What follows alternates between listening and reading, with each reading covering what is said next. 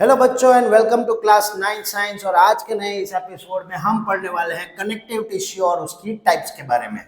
Connective tissue एक सबसे ज्यादा फैला हुआ और सबसे ज्यादा डिस्ट्रीब्यूटेड टिश्यू है हमारी बॉडी का, और वो कनेक्ट करता है, सपोर्ट करता है, प्रोटेक्ट करता है और ऑर्गन्स को बाइंड करके रखता है, यानी कि एक दूसरे के साथ जोड़े हुए रखता है। उनका मेन फंक्शन क्या है? It provide support and strength, binds and connect different tissues, protect internal organs, transport materials, and it stores energy, for example, in the form of fat.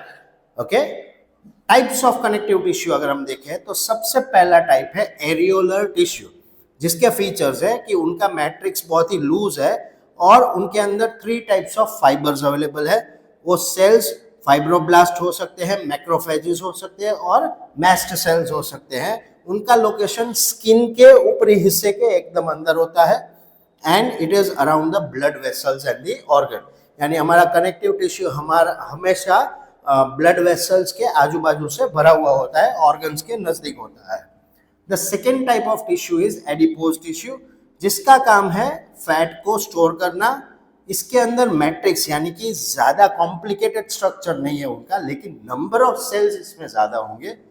Again ये स्किन के अंदर ही पाया जाता है, लेकिन किडनीज के, हार्ट के और इंटरनल ऑर्गन्स के आजू बाजू में ज्यादा पाया जाता है। नेक्स्ट इज ब्लड टिश्यू, यानी कि हमारा ब्लड। बेसिकली इसका स्ट्रक्चर एक फ्लूइड के जैसा है, यानी फ्लूइड मैट्रिक्स है, प्लाज्मा है।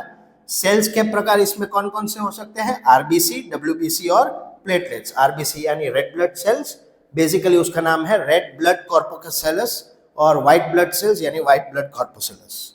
इनका काम है कि वो हमेशा ब्लड वेसल्स के अंदर और हार्ट के अंदर ही पाए जाते हैं। Next is bone. वो बेसिकली एक हार्ड स्ट्रक्चर है, नॉन फ्लेक्सिबल मैट्रिक्स है, यानी कि आप उस बोन को तोड़ नहीं सकते। अगर बोन टूट गया तो आप जानते हो फ्रैक्चर हो सकता है।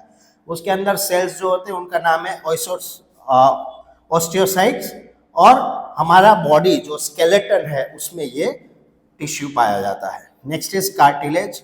एक फॉर्म ऐसा टिश्यू है, एक ऐसी जाली जैसा स्ट्रक्चर है जो हमारे लंग्स के आजू बाजू में होता है, और it supports the respiration process.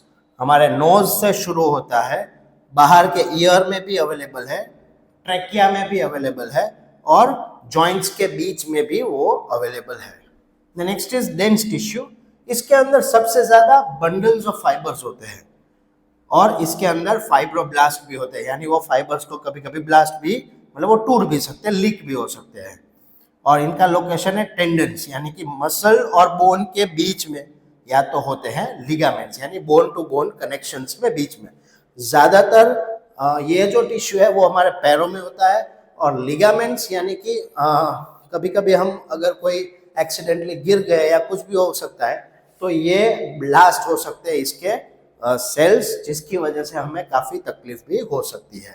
The last one is lymph. ये लिम्फ बिल्कुल ही प्लाज्मा के जैसा है और साथ में ब्लड जैसे फ्लो करता है, उसी तरह लिम्फ भी फ्लो करता है। इसके अंदर लिम्फोसाइट्स होते हैं। उनका काम है कि अगर ब्लड के साथ कुछ काम की चीजें जो फ्लो कर रही है वो कहीं लीक हो गई है तो उनको उठा के वापस ब्लड स्ट्रीम में डालने का काम ये करते हैं, और साथ में फैट और इम्यून सेल्स को भी ट्रांसपोर्ट कर सकते हैं। ये these are the types of the connective tissue. और कनेक्टिव टिश्यू के एग्जांपल्स हमारे बोन्स, लिगामेंट्स, ब्लड और कार्टिलेज है। सो आई होप आप लोगों को ये समझ में आ चुका होगा। हर एक का मैट्रिक्स अलग अलग है, कुछ बहुत ही सॉफ्ट है, कुछ काफी टफ है, लेकिन connective tissue is the most distributed tissue in our body. I hope आप लोगों को ये समझ में आ गया होगा। See you again.